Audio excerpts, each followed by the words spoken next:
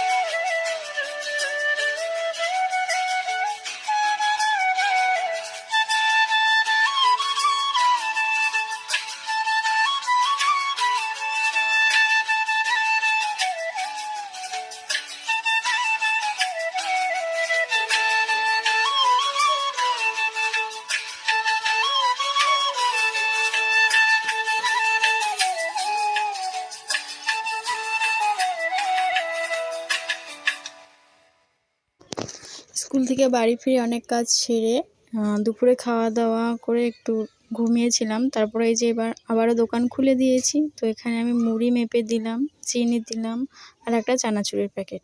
তো বন্ধুরা আজকের ভিডিওটি তোমাদের কেমন লাগলো অবশ্যই একটু সুন্দর কমেন্ট করে যেও।